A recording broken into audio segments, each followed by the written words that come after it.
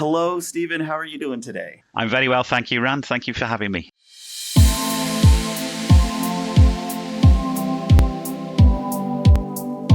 Hey, well, thank you for coming on Teach Me How to Wrexham. For people that aren't familiar with Stephen Lloyd, he's Stephen Lloyd of DragonChat. That is the support group there in Wrexham that has been going on for a number of years that we'll soon find out. And we'll hear more about his involvement within the community, within mental health, all the strides that he's been doing for some years now. And without further ado, first and foremost, who is Stephen Lloyd? Oh, wow. Yeah, Stephen Lloyd is a huge Wrexham supporter. I'll get that in first. I think that's first and foremost. I've been supporting them now for 53 years old, so 47 years. I was 5 when my dad took me to my first game. And, you know, professionally, I am a mental health nurse at working with children and young people in early intervention prevention services. So, yeah, that's my role in a nutshell. Married, one daughter who's 30 years old now. So, yeah, that's pretty much me, I guess. Oh, that is beautiful. Now, for the people that do not know what DragonChat is, what is DragonChat? So DragonChat is a men's peer support mental health group. We are going to introduce a ladies group fairly soon. We run on Zoom at 7 o'clock every Thursday evening, 7 o'clock UK time.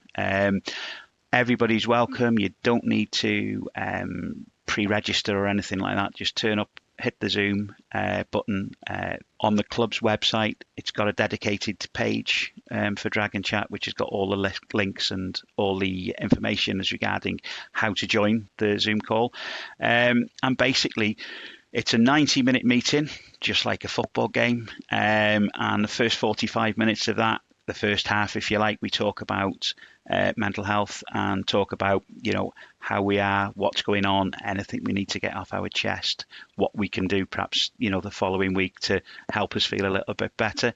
And then the second 45 minutes, the second half, is we talk very much about Wrexham Football Club and everything. And that can be from reminiscing about old games to what's going on now and the transfers and selections and you name it. It's whatever comes up in conversation, really. But it's a nice way for people to connect, especially if they're not feeling, you know, if they're a bit isolated or they're not seeing people. It can be a nice way to do. Were you always interested in mental health and the support? I was, but I wasn't. So I was a postman for 20 years, so a mailman over in the States. So that was for 20 years. And then I went to work in the local substance misuse service as a support worker.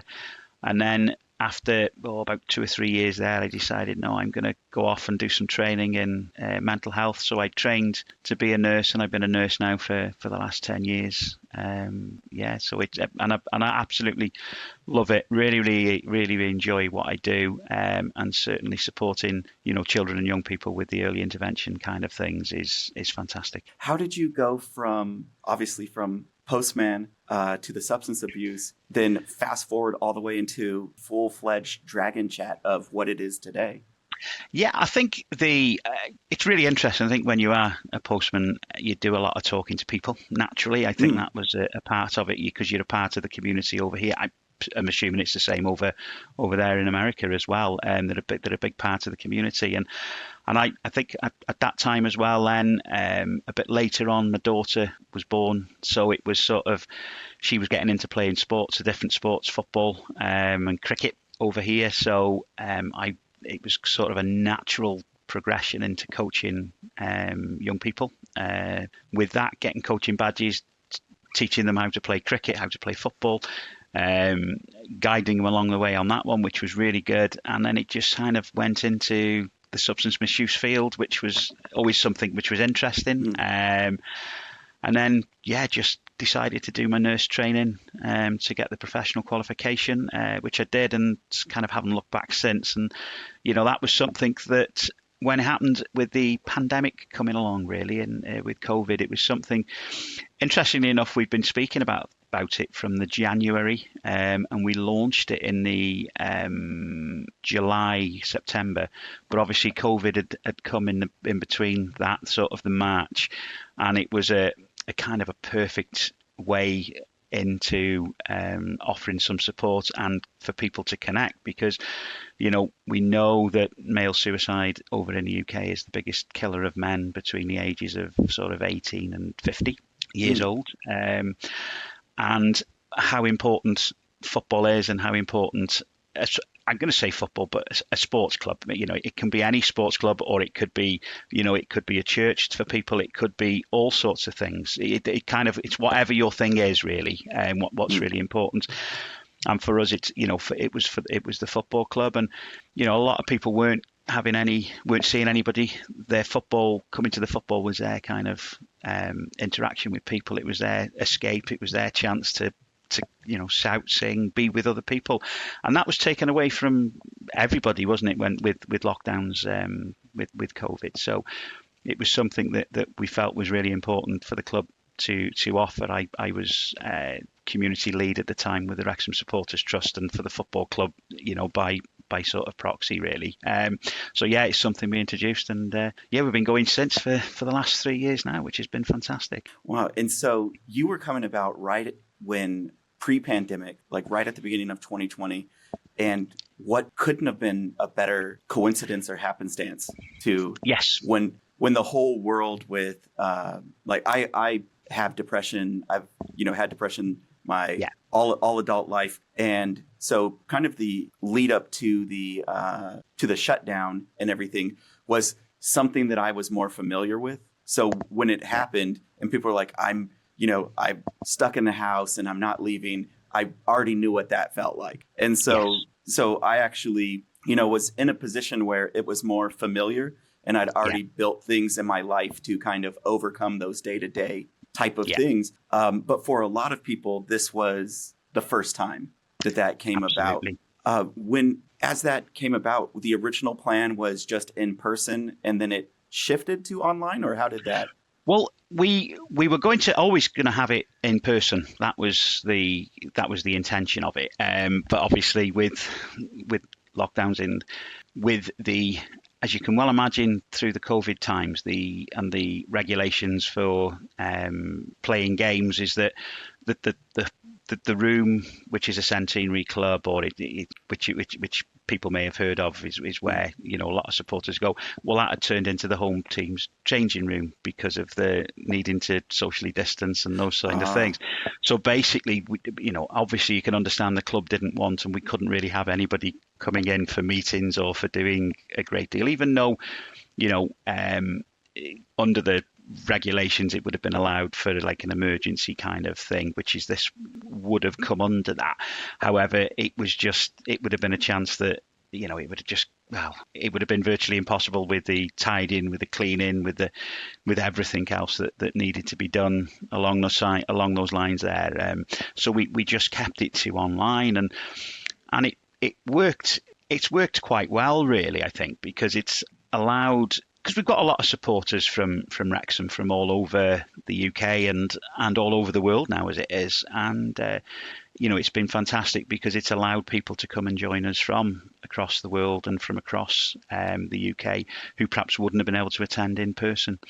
What is one of the biggest hurdles that maybe somebody that needs help or wants help has to overcome to get to the point where they're showing up for a group? I think one of the hardest things can be actually pressing that button. I think I think for people, we can often build things up in our heads that are a lot harder than what they are actually, and when you actually do it. And I think it's a build up of a lot of things and a lot of problems that people can have. And it's that pressing that button for the first time. What's going to happen? What can I expect? What's when I go there, and I think that's the biggest barrier. I think that the people that do come along, we've got an incredibly supportive group of people who come along to the meetings. In all fairness, they're absolutely wonderful, everybody, and DragonChat is the group, and it's the members of the group which make the group what it is. If that makes a little bit of sense, it's sort of like a little community of its own, and and everybody new who comes on is always really, really welcomed. We make sure they feel comfortable. Anybody can come along. You don't have to speak. You can speak as much as you want or as much as you don't want. You don't have to have your camera turned on. You can just sort of observe until you feel a bit more confident or comfortable that actually this might be okay for me. This is something that could work for me. We don't give any advice. I think people who might have had poor experiences perhaps with services or been told what you need to do. We don't share any advice on what to do. We can share personal experiences of what we did when we were in those situations. But yeah, essentially, it's confidential as well. I think that's important, that we keep it confidential in there so that anybody who comes along feels comfortable and to share what they need to share. When it started, did you expect it to take off the way that it has, where it's become what it is in the community? No, I don't think I did.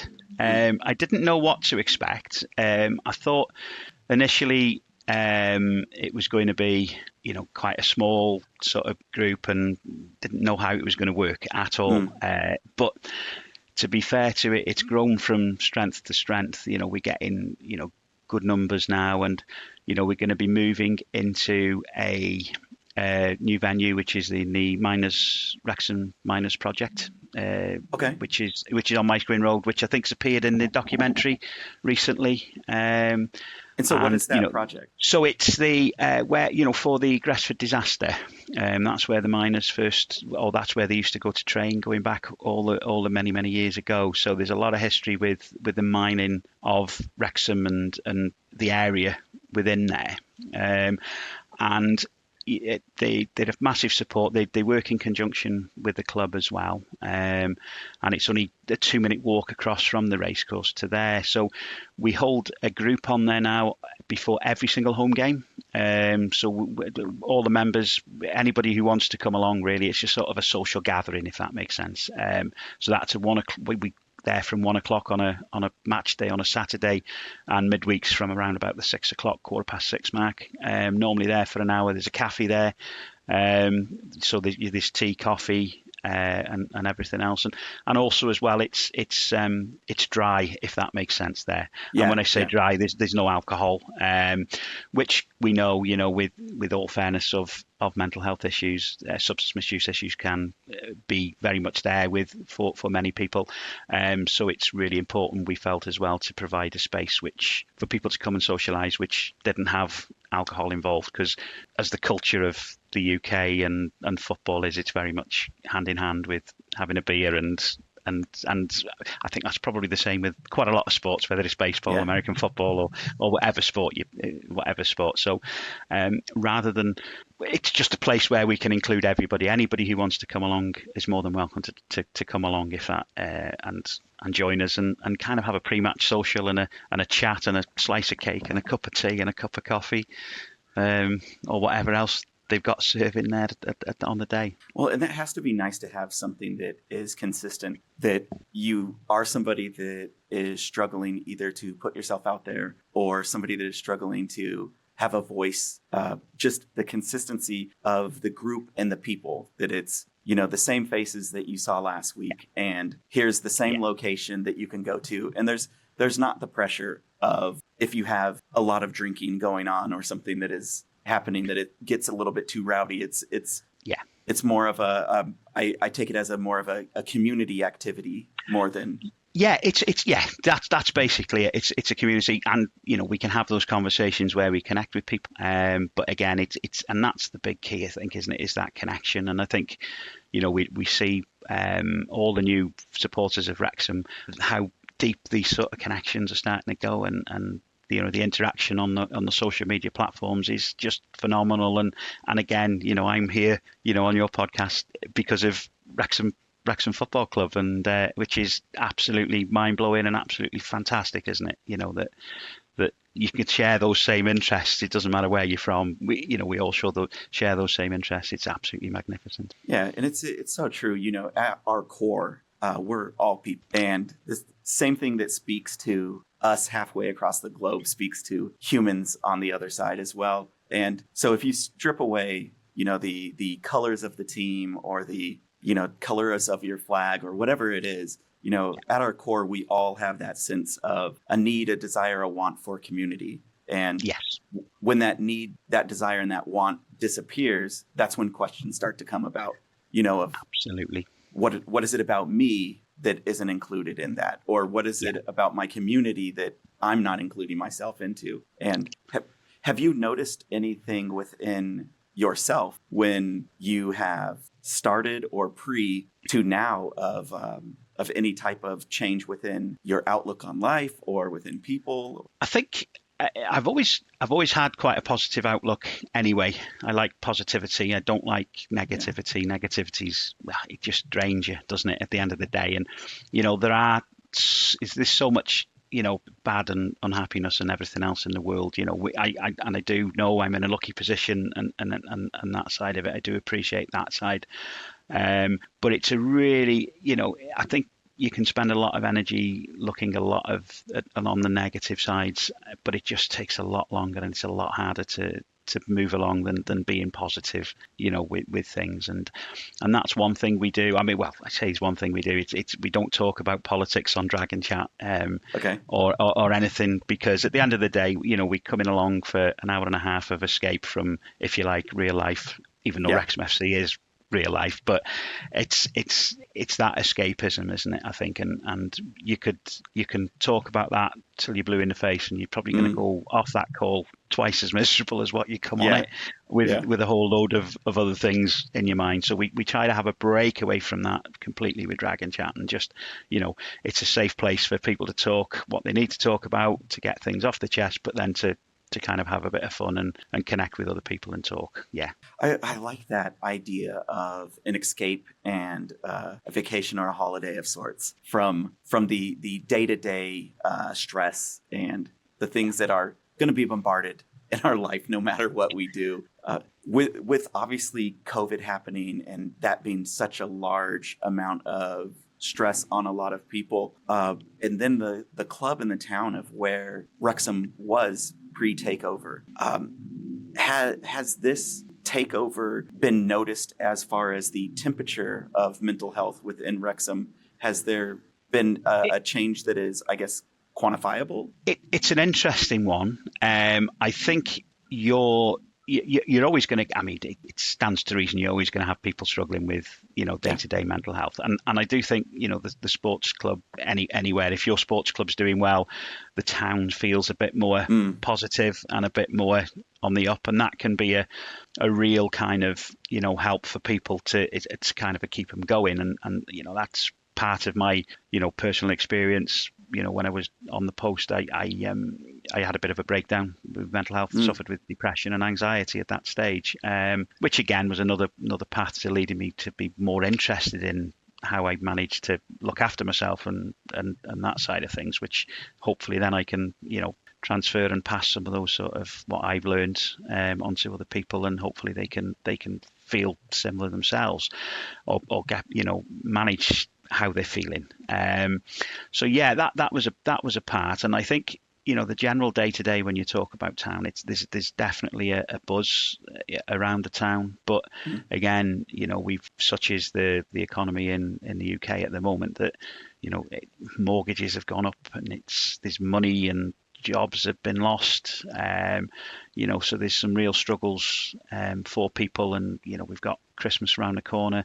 The bills have gone up ridiculously high for fuel over in UK as well, and there's so many stresses, huge stress factors on people and on families in general at the moment. And whilst we can't necessarily solve that, hopefully we can provide people with a bit of a space to get some of what is up here out, so that it can keep them going for the next week. And I do think the football club when we're winning games and we're doing well, and that side of it helps the general mood of a town as well. Is there any type of caution or any type of planning for if the club doesn't do well, if that's going to be an impact into the community or into the group? There's no real plan as regarding that, because I think that's sort of football in a way, and sports. And I think, whether it's Wrexham or not, anything could happen in the next week or the next month. And, we see that a little bit with, whether it's American sports or UK sports. And I know obviously with the American sports, it's an interesting one because you've got your draft picks side of things. And in theory, every side will come round in a circle as they get the better draft picks, so they get the better players. In theory, he says, it doesn't always work like that, because the big sides and the good sides always seem to be the big sides and the good sides. There's a part of that, but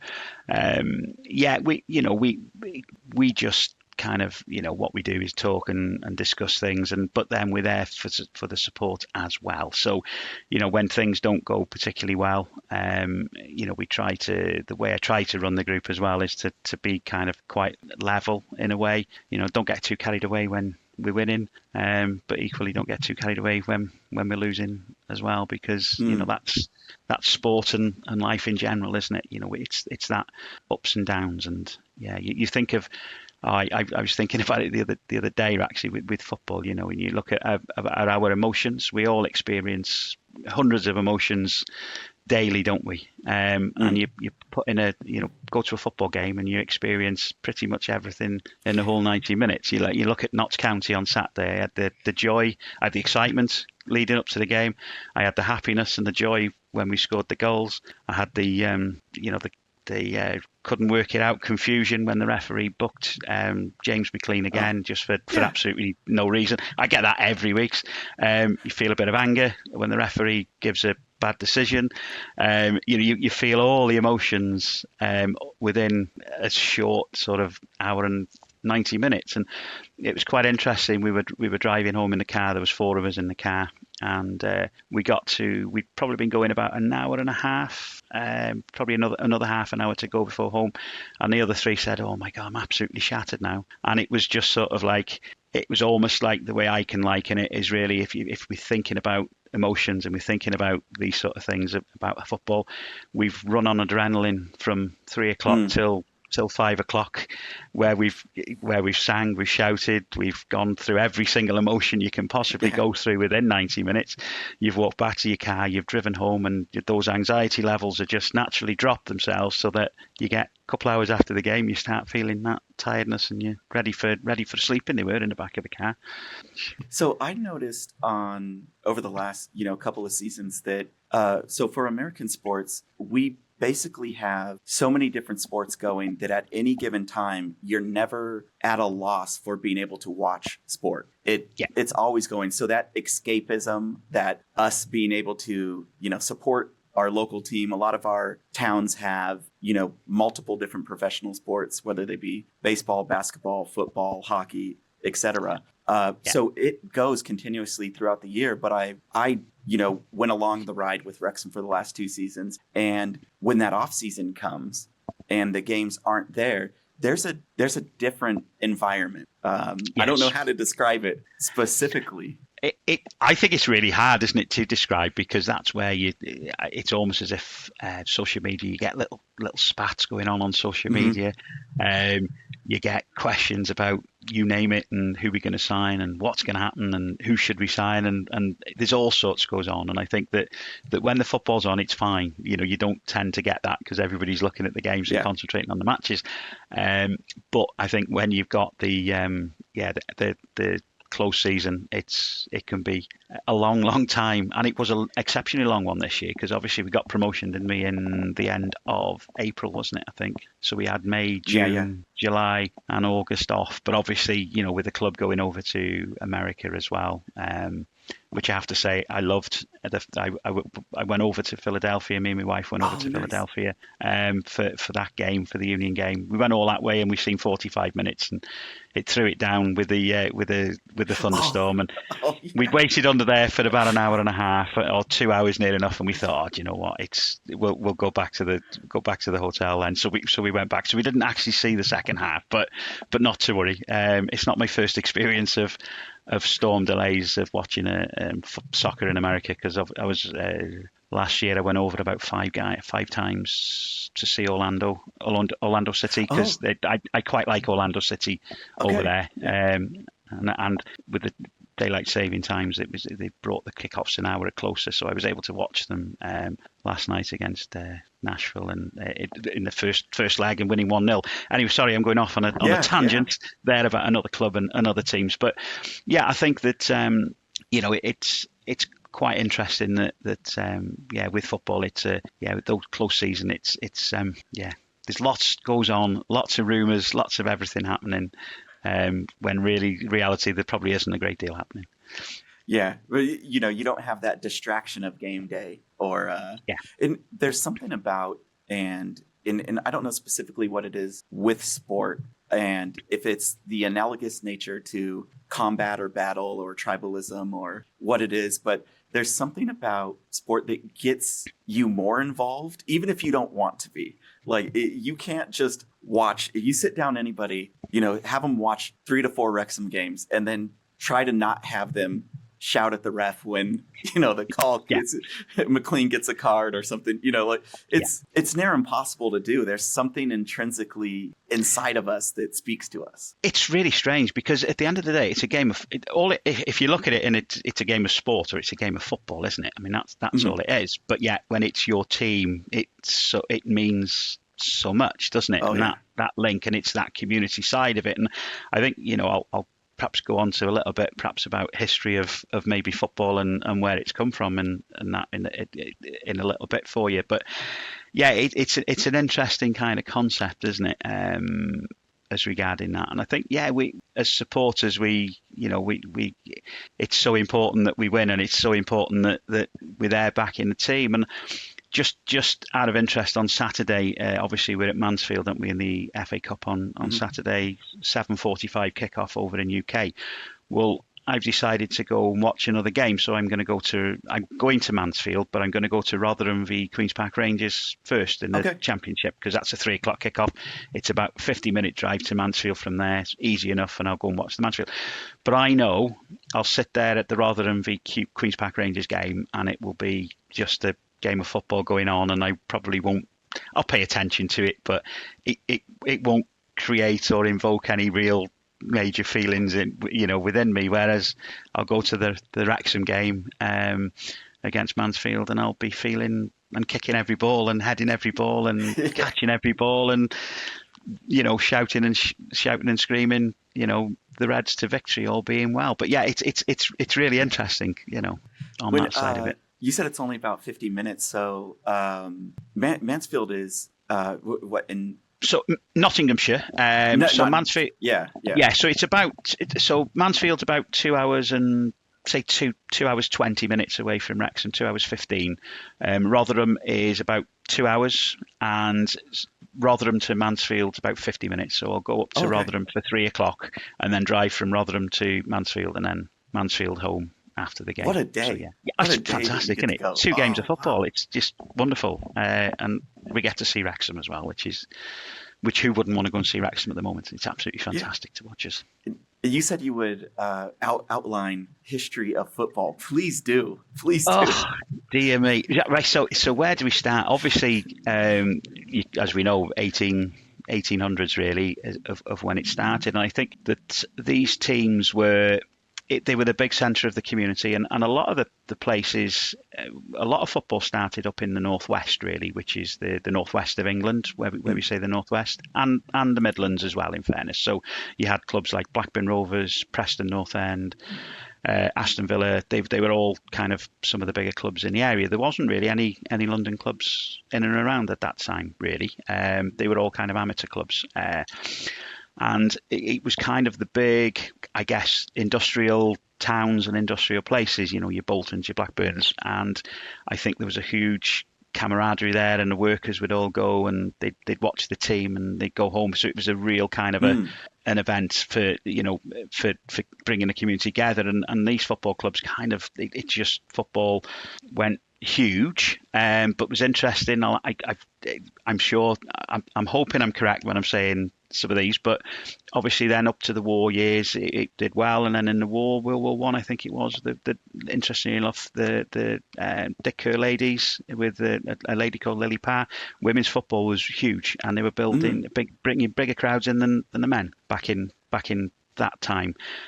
So the Football Association then, it didn't ban women from playing football, but it banned. There was some sort of, the way it was worded, it wasn't a ban, but it was as good as a ban, if that makes sense. They didn't permit them to play on football pitches or something like that. So they didn't actually ban them from playing, but they just didn't permit something like that. Something that they could say we didn't ban them, but but it was as good as, because obviously they were getting the bigger crowds. And then in the 20s, there was quite a few Welsh clubs which were invited into the league, because at that time, Cardiff City, Swansea, I think Aberdare Athletic, Abergavenny Thursdays, probably Merthyr as well.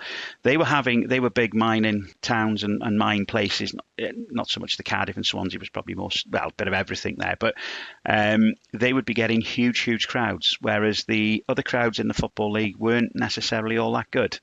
So they invited the Welsh clubs in to play in the English League to help with the crowds, and that's because they wanted the bigger crowds. That's what happened. And then, so a lot of people now say, with Wrexham being a Welsh club in the English League, well, you should be in your own league, you should be playing in the Welsh League. But actually the English FA actually invited us over because we were getting the bigger crowds than the English FA, and that's history, as they say in a nutshell there, a little bit of history.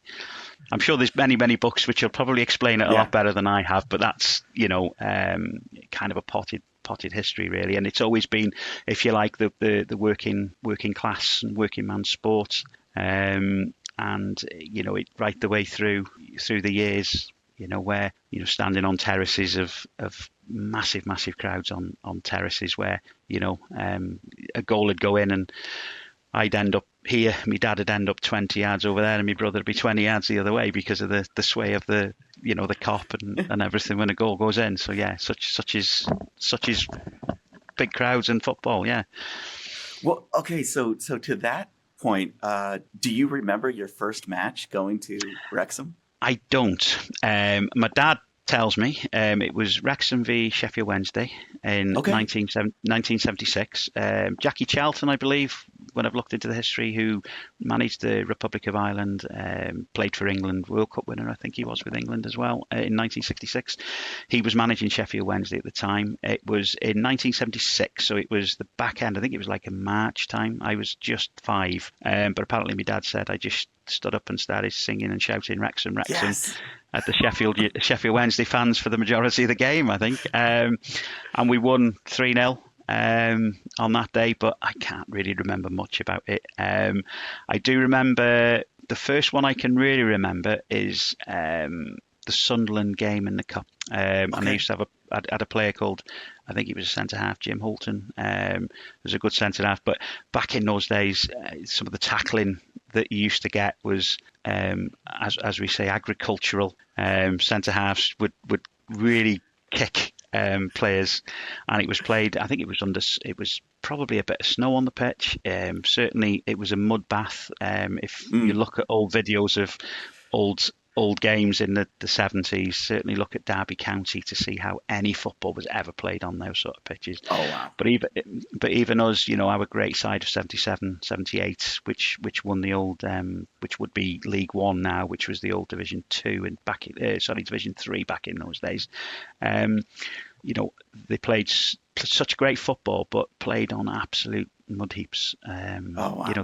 They're so heavy, the pitches, and I think if we look at pitches now, the technology and how good the pitches are, they're absolutely fantastic pitches to play on, and I think it's it's improved the football, and I think you're seeing players play better football because of the surfaces. It's one of the things. I mean, coaching and everything else and sports science has taken everything on to next levels. And you just wonder how much better players can get and how much better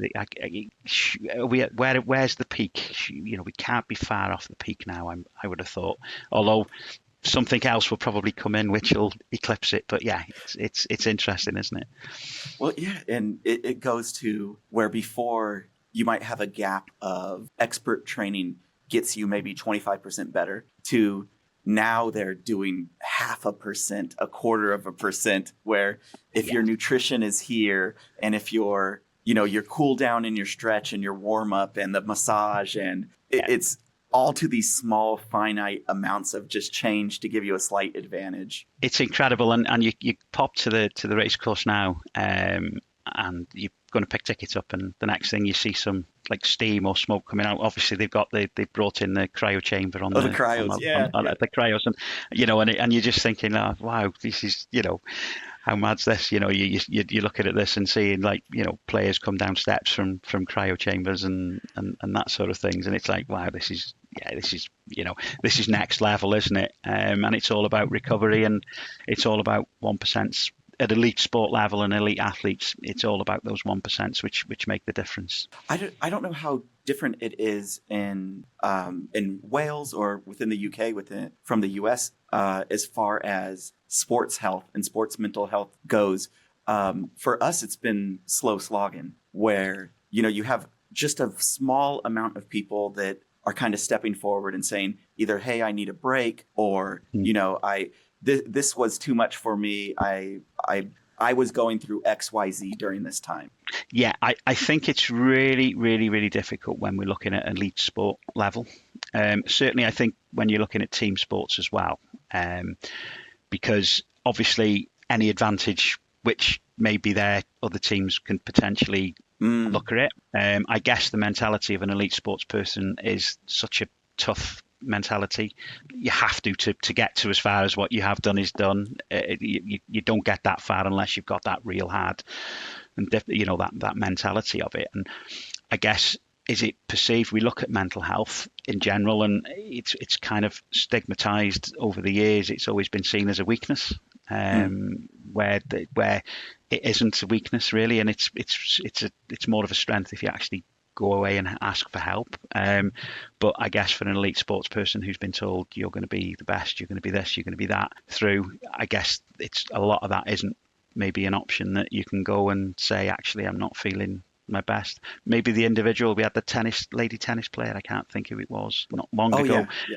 Who come out and she had said she needed a rest and she needed the break, and she took like that. Venus Williams or and I think that's it's brilliant when people are coming out and kind of expressing that. But I think such is the mentality of it, that it's hard, I think, for elite sports people to and I don't think that the supporters perhaps really we turn up to watch them play at 3:00 on a Saturday. We shout, we cheer, we want them to win, but we do not know what's going on any one of those players' personal life, or have they got a cold? Are they feeling a little bit under the weather? Have they woke up? Have they got a headache? Have they got small children and one of the small children was sick, so they've been up for half the night, disturbed sleep and not getting that. We don't see that, and they're almost seen as we think of them as these sort of machines and robots, when they are just the same as us, aren't they? Really, essentially they're just people who are playing and doing something that they really, really love doing in playing football. But yeah, it's an interesting one, and I think it's always as well, if it back to mental health a little bit, it's really interesting. I think that concept, and it's something I try to do, is break down that stigma and those barriers as well a lot with my job and work, because when we look at we've been brought up almost on a medical model of way of thinking, and a lot of things are medicalized, and when we say mental health, I think a lot of people jump immediately into mental illness rather than mental health, because we've got physical health and we've got mental health. Well, they're the equivalent, but if you can have poor physical health just like you can have poor mental health. And at the end of the day, when we look at the things for keepers that can help us maintain our mental health, those are sort of connecting with people, seeing people, which is perfect. It's something that we're doing when we go to a game. It's something we'll connect with many people. It's being active. Well, a lot of the time I try to walk to the game or do a little bit of exercise. Keep learning is another really important one as well. So you kind of there's always something to learn. There's always something interesting, whether it's I learn something every day off the young people I go and teach, in schools when I'm learning, when I'm doing my sessions in there. I learn something new every day from them. Taking notice of our surroundings, taking notice of us as well, and also forgiving, and that is giving. That it can be giving your time. It doesn't have to be giving a gift, but it can give. It's about giving your time or giving your love or giving your thoughts to people. And I think if we're able to do those 5 things on a regular basis, that can help us maintain our healthy lifestyle and do those things that we really love doing, which is going to football or spending time with family. And it's those sort of things that are really important to us, and that helps us maintain our mental health. Wow, that's absolutely beautiful. I know before you were saying the group in the community isn't to give advice, it's more to listen, but that's some solid advice. It's really good. Yeah, it's almost too simple to be true, isn't it? But those are the sort of things that keep us. And everyday life is always going to chuck us a fair few curveballs, isn't it? It's never ever straightforward. But if we've got those things that we can look back on, and we've got those things in place, our resilience, if you like, that we can bounce back, our bounce back ability, that when these mini crises come or these crises come, we've got these things that we can fall back on, that whilst it might not solve that issue there, because sometimes we can't solve that, but you can't, if it's grief, for example, we can't solve that, but what we can do, we know if we do those things that we've got as our pillars, we can sort of help us maintain ourselves and our outlook a little bit, and get support from other people while we're along the way. And we all need a bit of support now and again, don't we? Is there a point where people that are showing up that are maybe looking for that thing that's larger than themselves, like you alluded to, within a religion or a church or within the sports team, where there's something that's bigger than you, that when they come into the community, that they end up becoming the support system for others at different intervals or periods of time? I don't know. Yeah, and I think that's the ideal, the beauty, I think, of peer support as well, because everybody who comes to that group is going to be at a different place in their journey, if that makes a little bit of sense. I just share, because I know it's been out in local papers, but we've one person who come along hadn't left the house for 18 months and before, and they're now a season ticket holder at Wrexham, and they go in regularly to away games, and that's them that's done that hard work. It's not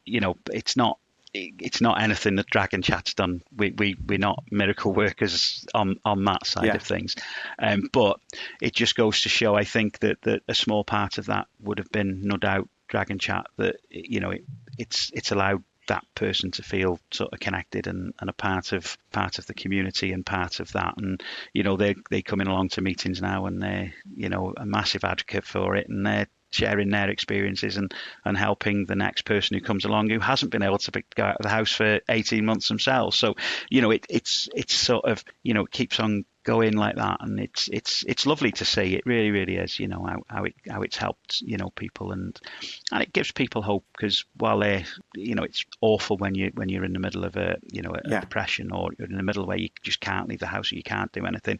All these awful doubts come into your head that we are very much programmed, I think, as humans, to think the worst of ourselves. And that nice thought where you wake up in the morning and perhaps look in the mirror and think, oh, my hair doesn't look too bad today, or oh, I don't look too bad today.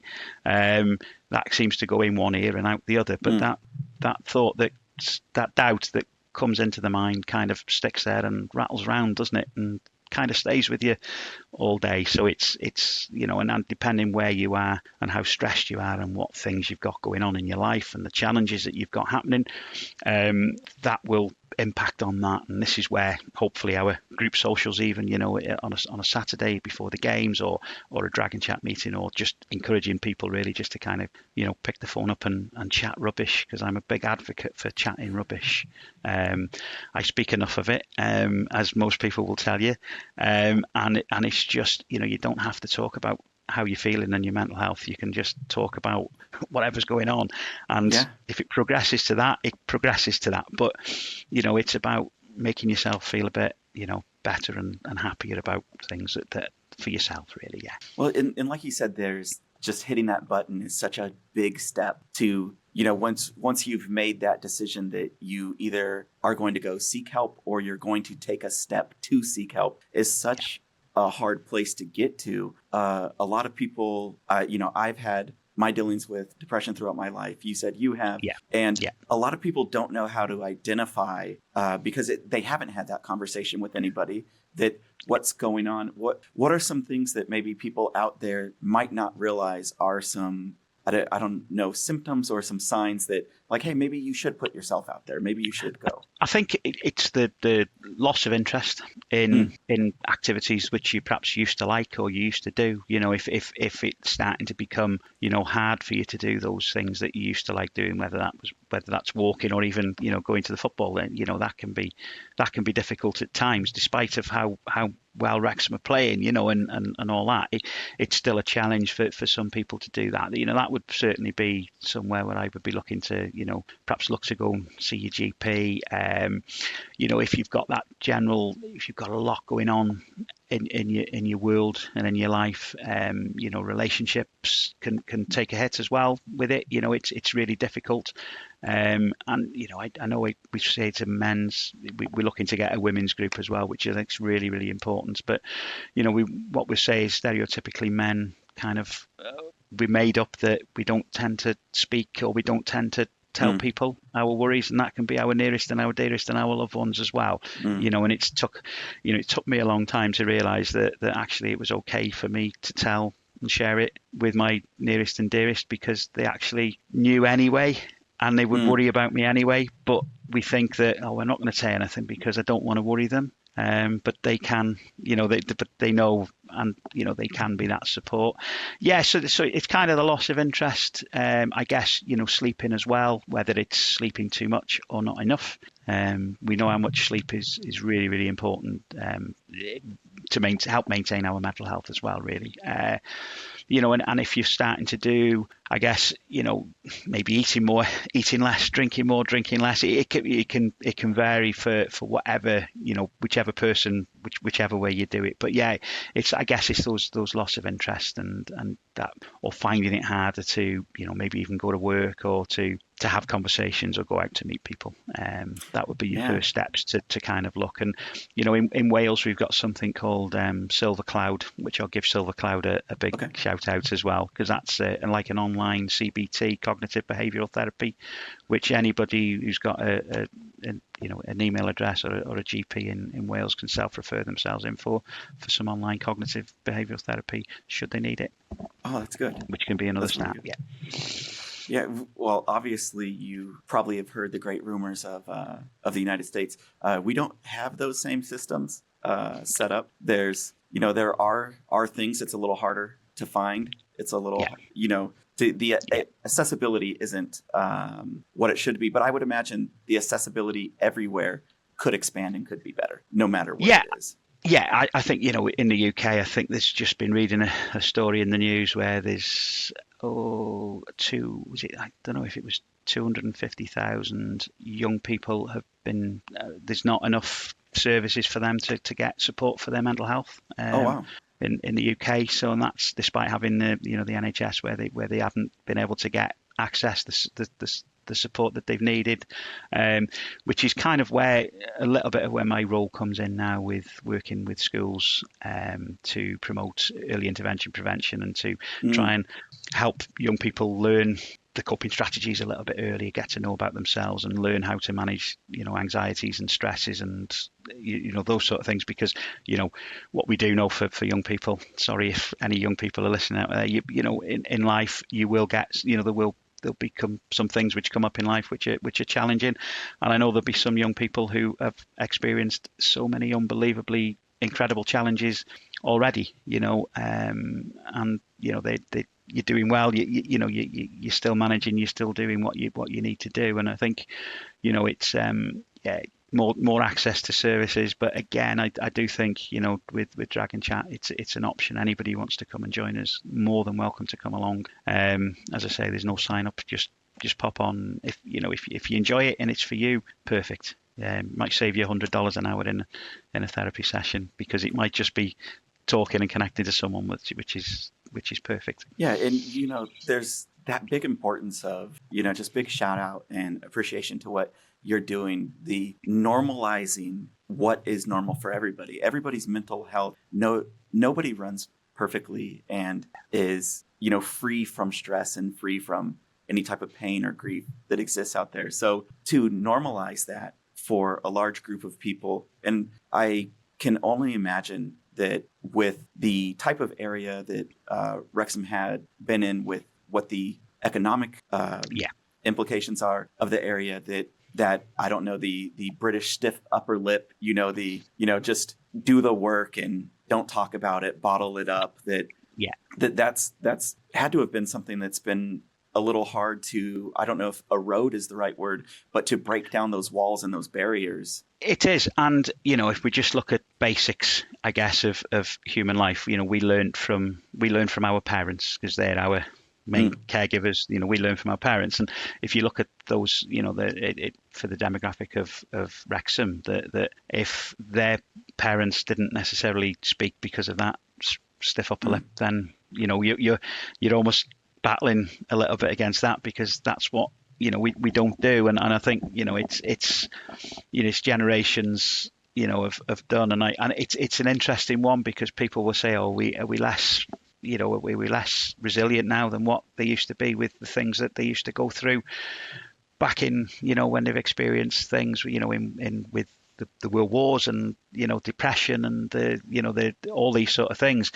But I think that if you look back in those history, we probably all got people in our family who you would say, yeah, they kind of really, really struggled, even though they kept going. There was all sorts of challenges which they did face, but it's just that they didn't share it, and it didn't let people know what was going, because that wasn't the done thing in those days. And I think that we hopefully we can get to the stage where people will feel more comfortable and confident about talking about how they're feeling and they're in general, because that's how we know we can support people. Oh yeah. And so if there's somebody out right now and they've been thinking about going to Dragon Chat or, being a part of that community, what would they do? What are their first steps to getting involved? So the first steps, if you pop onto the Wrexham club website, I'm just going to get my phone out to make sure that I'm giving the absolute correct information now. And I will link all of the things that you say. I will link it into the description of the video too. Brilliant. Now, I just want to make sure that I'm going on the right area for it. So when you go onto the club website, if you click on this tabs, you've got the news tab and the club tab. If you click on the club tab, 1, 2, 3, there's about 10th down, you can see Dragon Chat mental health peer support. So if you click that link, we've got a link to our own page on there, which gives some general information about, it should be anybody in an emergency, in a crisis, and some helplines in which they can use.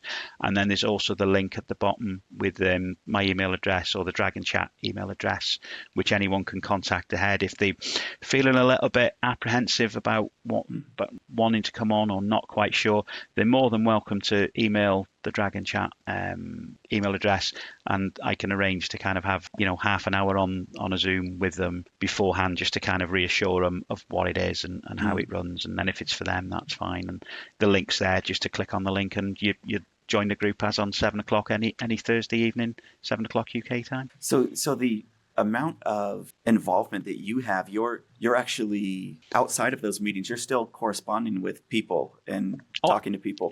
Yeah, absolutely. Yeah. So, Yeah, I so don't. for Yeah, sorry. for I'm just going to. you, Yeah. go ahead and say what you were going to say. Yeah, I I'll was just say going to my. say that. Sorry, yeah, it's just so yeah. Anybody who kind of gets in touch, obviously we don't monitor it 24 hours. So if it's a crisis, that's where the crisis information Mhm. is. But I can certainly, if there's people looking to come onto Dragon Chat, I absolutely don't mind having, spending some time and having a Zoom call with them, and and having a chat and seeing if they feel as though then Dragon Chat is the right thing for them. But if they don't, then there's other places and other resources and that which I tend to share with people as well, where they can get sort of self-help and self-support until they feel as though maybe they're at that level or at that stage where they can actually come along to a group or have that support. Yeah, that's amazing. And the amount of sacrifice of your time, your attention, your compassion, your caring. There's got to be a strain on you as well. What does the Stephen Lloyd do to wind down and decompress? It's a really good one. I personally do quite a bit of mindfulness Okay. on that one. That's something I do. But again, it's something that you've got to practice. People would. It's a term. I think mindfulness. You can throw yourself all the way into it, or you can do bits and pieces. I just do lots of breathing exercises. Okay. What else does Stephen Lloyd do? Goes to football. Yeah. As much as what he possibly can. That's a big thing for me as well. There's times where I've got lots of just energy and need to get it out. Quite happy to stick some music on the television and jump around the living room all over the place just to get rid of that energy. And I'm sure that people will be thinking now, I don't mind sharing that because I'm sure there's a lot more people do that than what they'll admit to.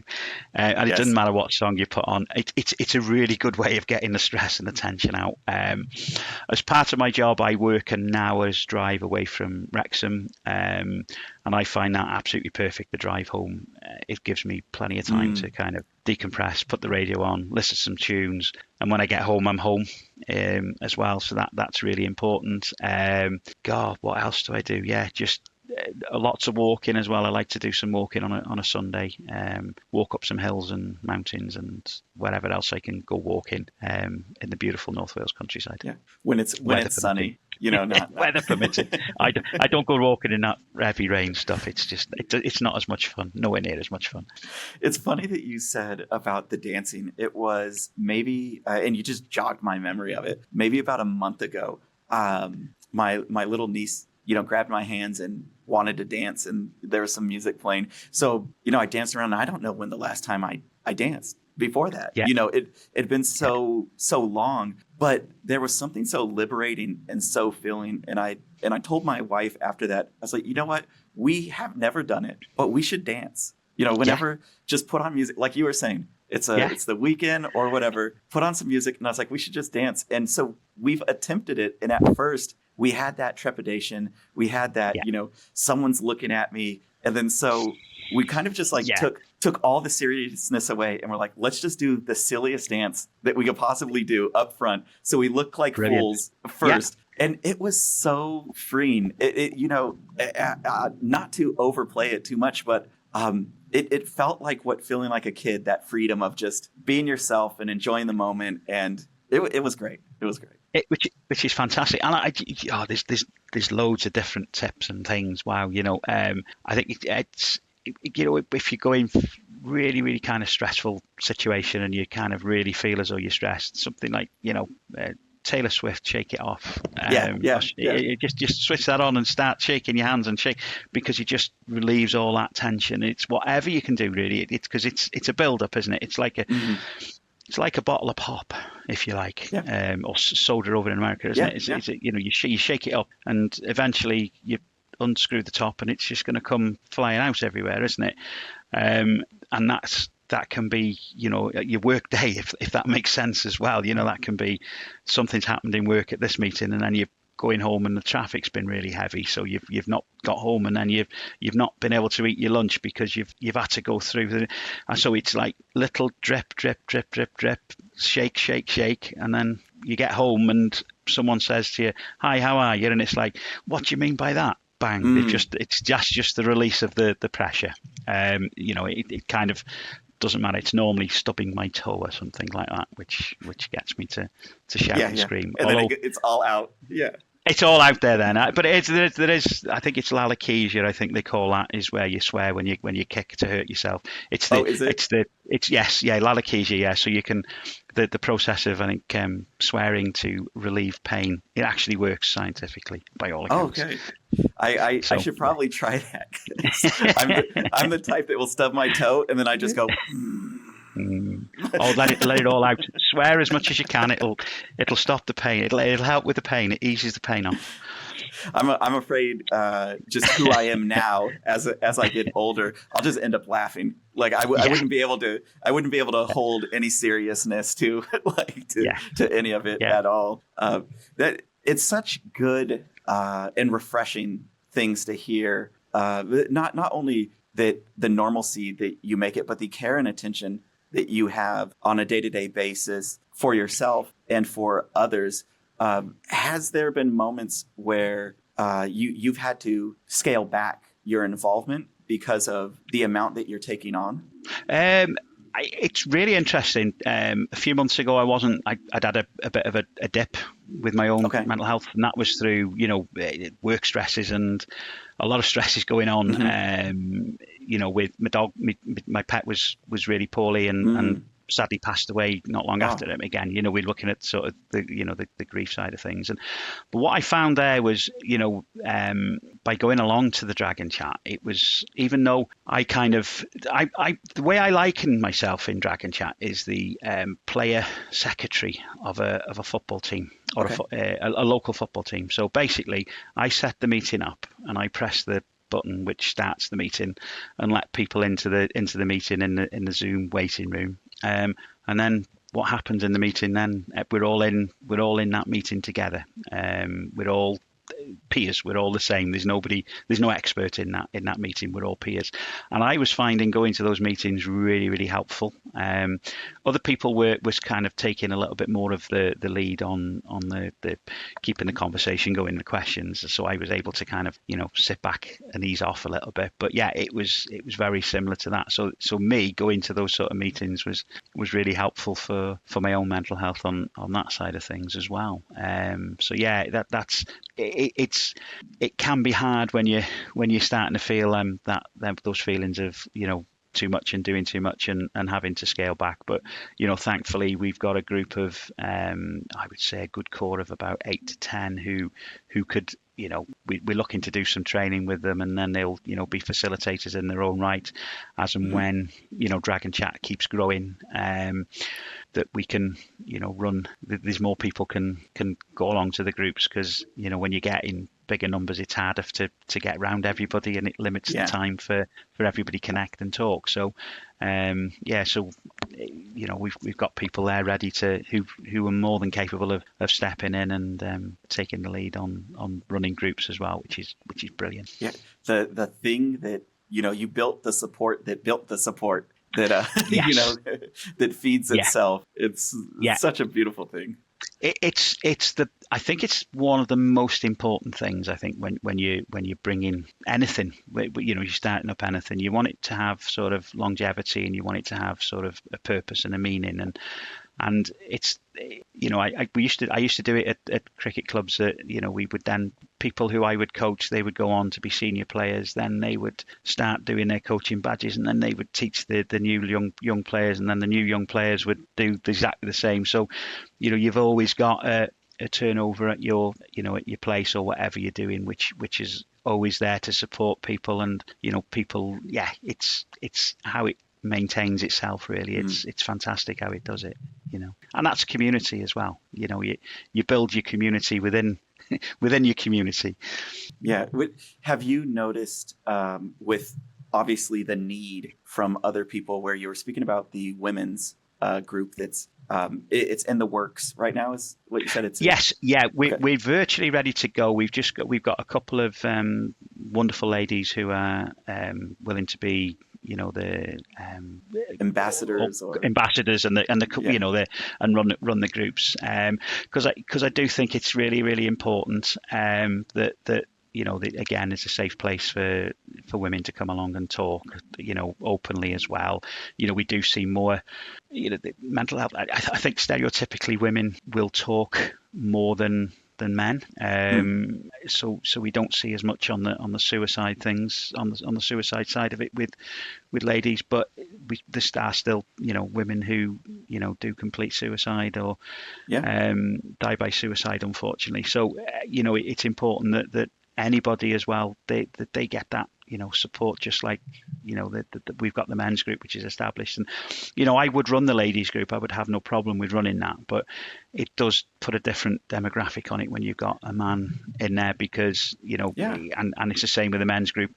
Some men find it easier just to talk to other men, whereas and I don't doubt that women would as well. And also as well, when we look at confidentiality, and what I will say as well, vulnerabilities, because when people have got mental health, if there's mental health concerns or mental health issues that they've got, there could be a vulnerability there, and we don't know who's that it's an open forum for anyone to come on, and I wouldn't want anybody to be in any kind of danger or whatever because they're vulnerable. So that's like why we like to keep them separate rather than have a one group. But the the Saturday social, anybody can come along to that, because we're not necessarily talking, it's more of the connecting side of things rather than a mental health support on that Saturday. I like that. I like that a lot. Okay, we take down those walls, and there's so many like social expectations from different groups, whether they're young women, middle-aged, older women, or men of the like, or young boys. And there's so many expectations of how you're supposed to act. When you're confronted with this dress or this type of person, here's how you're supposed to act in that. And if you act out of the norm, then something's wrong with you. And so you creating those environments, or the people, all of you people that are creating those environments that are tearing down some of those walls so that people can be more vulnerable in a safe environment. Is absolutely wonderful. But then to take those pieces and then put it together where, okay, the Saturday social, and now you have, here's these things that we've been working on. Here's these things that we've learned. And now we can go practice with some of those other vulnerable groups out there. And if I'm part of the women's group and I know that the men's group is going through the similar thing, then there's more of a trust that can be translated. So when, like you said before, you had the bad day, you go home and it just explodes, recognizing that when somebody does explode around you, instead of going, hey, F you or whatever, it's, wait, what's going on? Why did you just explode? What brought you to that point? It's a lovely saying, I think, is it see a behavior differently and you'll see a different behavior.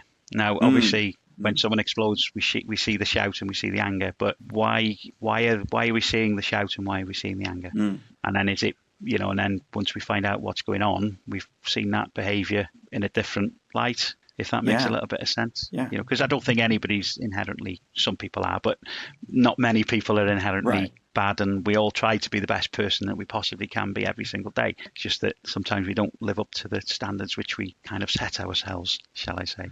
But that's part of life, isn't it? And there's some. Oh, go ahead. I was just going to say, if you can do whatever you can do in that day, just do in that day. For some people, just getting up in the morning, getting dressed and sitting on the sofa and watching television all day, people can say, oh, I haven't done anything, I've done that. Well, just by the fact that they've done that, it's okay, isn't it? Yeah. You don't have to feel guilty about doing that, because if that's all you're capable of doing in that day, that's all you're capable of doing in that day. Yeah. And there's no problem with that. You've been there, I've been there. Sometimes some of the hardest things in life that needed to overcome were as simple as getting out of bed. And there's other things that maybe you've accomplished in life, that I've accomplished in life, that others can go, wow, that took a lot of perseverance and that took a lot of grit and determination to get through it. And it was nowhere close to the amount that it took that one day just to go, I'm taking that step and I'm doing it. It's incredible. It is, and I think people, I don't think people realize just that how much effort it can take, at those real difficult times. It's just so challenging. It's so hard. And I think, that's where the personal experience comes in, and the empathy and those side of things, and, looking to support other people who could be in a similar situation. But yeah, we can come back from it. We can get help. We can, seek help. We can get help, and we can come back, and we learn every day. We learn a little bit more, I think, about ourselves, don't we? I mean, how apt for you to come on to teach me how to Wrexham, and that it's the Wrexham, people that have gone through tremendous things as a community, and as individuals and I'm going to try to say some of the things that I've learned today if I can get them right, but it's very important to be active in many different ways, to get yourself out there, to take those steps out of bed. If that next step is to go to a group and to not even talk, but just listen to what other people are doing, just to involve yourself. If you're bottling up and you get that energy, do something to get rid of it. If you go dance, if you go on a walk or a hike, or whatever it is. And then I guess also too, it's very important to have that compassion and understanding, to be there to listen to those other people, and to hopefully at some point in time become one of those pillars like you are in the community to support the rest of the people. And I mean, like, you hit the button over and over and over again of learning and going. And I just can't feel lucky enough that you've come and shared your time here. I could talk, and I'm probably conscious I've hardly spoke about Wrexham, so I'll have to, you can always have me on another time, and I can tell you anything or everything about, well, Wrexham that from over the years. And and I think we it's been so hard, I think, being a Wrexham fan. That 77-78 side that we had was such a fantastic side, and I think it's the shadow was always been there of casting how good that team was, and then we had that really rough patch in the 80s where gosh, I remember, was it 88 or 80? I'm trying to think, 86, 87ish. There was 900 supporters there watching us against Southend and against Hartlepool. I was one of them. I'd go home and away. I think we took 29 supporters to Hartlepool one year, and it's just that's the history of following Wrexham. And I think it's when you've experienced the lows and the relegation and the owners and the old owners, I should say, rather than the new ones who are fantastic, but the old owners of and how they run the club down, and what the club went to, and how we managed to save the club, and some incredible people who put a lot of hard work into keeping the club going and maintaining it, and also every single supporter, I would say, at that stage, under the supporters trust, when we were in charge of the club, or when they were in charge of the club, I should say, is that every single person who bought a ticket and went to watch Wrexham supported Wrexham at that stage to be where we are now. Because without those people coming along, they would, we wouldn't have that club now. I could tell you for hours and hours and hours about one of the old owners, back in the day, where they had absolutely no memorabilia or no merchandise in the shop. So we would set up a stall in the town centre with a table. Didn't even have a gazebo, when we would get a few mugs and some badges and some pens and some ice scrapers. Trying to sell an ice scraper in June is never easy, but we used to sell them. But it was more about keeping a presence at the club, because people were almost forgetting about the club. You couldn't buy, there was no merchandise to buy, but at least we were in the town, and we were able to just keep that word going that Wrexham Football Club was still here. We've got a game up there at 3:00 this afternoon, and then it kind of, the supporters trust took over the club, and took many hours. But every single supporter who did anything at that stage, whether it was raising money or just turning up or even talking about the club, it kept the club going, and without that, we wouldn't have been taken over, and we wouldn't have been back in the Football League and enjoying ourselves watching some amazing football. It's not good for you at times when you're drawing 5-5 and getting last minute goals and winning 6-5 and 7-5 and all sorts, and 4-3 in the cup at Coventry. But I do think that experiencing those low times as a supporter, when I'm experiencing what I'm experiencing at Wrexham, when we're going to Coventry, they are so magical days. It's just absolutely incredible to be there to watch us win those games and see us, at that level, and it just brings you so much joy, and yeah, it's fantastic. I think those hard times that we went through, that these good times that we're getting now are just fantastic. And again, being quite a mad and passionate supporter as I am, but also those sort of levels of expectations and the pressure on our players and managers, it's just incredible that they've set such high standards for themselves that 30. Did we win 33 games? Was it last season? I think it was, or 32 games.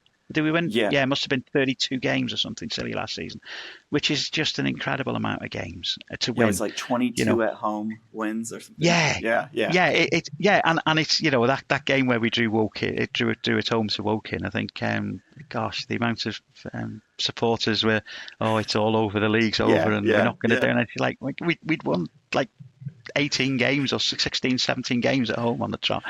It's incredible, and I think this season, it is a level up. I've been surprised at the level. I didn't think it was going to be as big a step up as what it is, but I think credit to the team and the manager that they're sitting third in the table.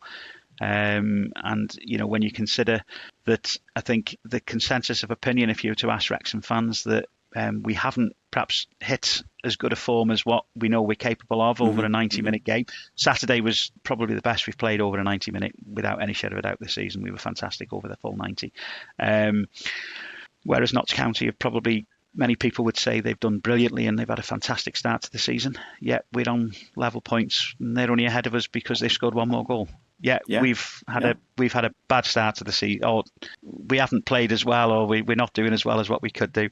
Yet Notts are having a fantastic season, and it's all about context and it's all about expectations, isn't it? And it's kind of, I think that's the hard thing is for some of the Wrexham fans, to kind of measure our expectations a little bit and temper them a little bit, because we're doing fantastically well. I do believe we will go up this season. There you go, bold prediction, sticking my neck out already. I do think we will be one of the three that goes up, but it is a good league. And again, you look at the injury list with the news today with Stephen Fletcher going to be out for a bit of time as well. We without Paul Mullin on a week on Saturday for the Gillingham game as well. Owen O'Connell's out, Ryan Barnett's out for 8 weeks. McLean will be out for Gillingham. McLean will be out for Gillingham as well. We're not, again, at the back, I think Mendy will switch over to the left and probably bring Ford in on the right hand side. But does he go with Dolby or Bickerstaff up front? It will be an interesting one with Palmer, I'm assuming. Palmer will play on that one. But yeah, we've got 2 games before that, which is Mansfield, and then we've got Port Vale in the trophy, the EFL trophy, which we're already through in anyway. So I'm in work I've got about a 3-hour drive, which I'll be finishing work at 4:00 on Tuesday, and I'm hoping to make sure I drive up to Wrexham to be able to get to the ground to watch the game. It'll be tight, but I'm sure I'll be able to do it. Doesn't help with the 20 mile an hour speed limit now in Wales. Yeah. It's gonna, I'll have to make sure I'm going on roads which aren't got 20 mile an hour on them. Yeah, you have to get creative with your routes now. Yeah. Yes. Yeah. I couldn't help but, as you were talking about the club, hearing the analogous nature to just a life journey, as the life of the club has had its highs and lows, as we have highs and lows in life, and the dark times, and that where the fan support is like the mental health of the club, where you were out there when there was somebody who was in charge that didn't care about the well-being of the club, and not only the financial but the community welfare of the club, and you were out there setting up tables to sell things just to keep that one step, that getting out of bed every morning just to keep it going, and to give that perspective of looking at where you're at now. And I think that's also very important in life, that when we take on new challenges, things are harder when you go for more. And just as League Two is harder than the National League was, the risk to reward of believing in yourself to do it,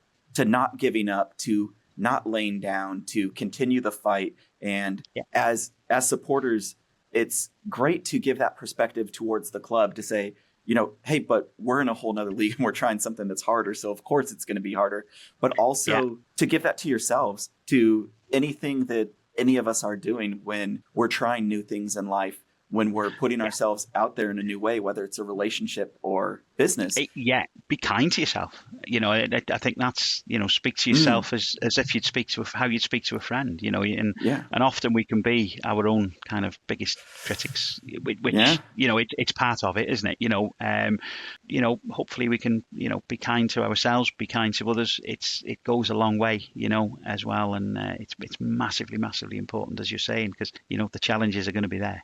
And we can always rely on ourselves, if that makes a little bit of sense as well. And we can, we got this, we can do this, and we might need a little bit of support off others, but it ultimately, we're able to do this. And it's an interesting one, with I'm going to say with mental health, and again going on to that, and we try different things, and not everything will work for everybody. There's no kind of one size fits all, but don't think of it as that doesn't work, or don't think of that as if what we make as we perceive as a mistake. It's not really a mistake. It's a learning opportunity, if you want to put the other spin on it, because the only way we learn is if we got everything right first time, we would never really learn anything, would we? And it's about learning things, and the only way we learn about ourselves, we still won't get it right all the times, even though with the things we learn, but that's the nature of how things evolve, and we find new ways of managing and coping and doing other things, isn't it? I couldn't have said it better. Well, Stephen, thank you so much for coming on. And we do have to talk again, so that we could talk some more Wrexham. Definitely. I am so glad that you came on and that you shared so much with us. And this just is the breath of fresh air, the light, the lighthouse during the storm, that, a little dose of positivity that all of us need. Absolutely. Yeah. And it's just wonderful to see so many, new supporters, coming in and following our little club and our town, and it's just an incredible, and to come over to America and experience it, it was just unbelievable just how big Wrexham is, and I can't wait for next summer to come over again, hopefully on tour. Yeah, and if you come out to the US to some of the West Coast stuff, then I'll definitely have to link up with you. But if not, I need to come back out to Wrexham. I came out last year for the Notts County game at the end. Wow, what a game! The great game, and not that I can duplicate that wonderful game every season, but no. Well, hopefully you can. It'd be fantastic if it was. Yeah, bring some magic. It's the last game against Stockport, and we win the league. Win the league. Yeah, be nice. Oh well, thanks so much. Thank you for you, people like you who have welcomed us, new fans and international fans, in like we are part of the community, and it's been nothing but a warm welcome. And something that it's the gift that keeps on giving. It's all the kindness that you guys have paid forward to us. Just, we get to put that much more positivity and kindness out into the world because of you. So thank you so much for that. Thank you. Well, I'm going to let you go. Have a great day today. And like I always say, that I stole from you, fine people, is up the town. Up the town. Superb. Thank you, Ron. Thank you.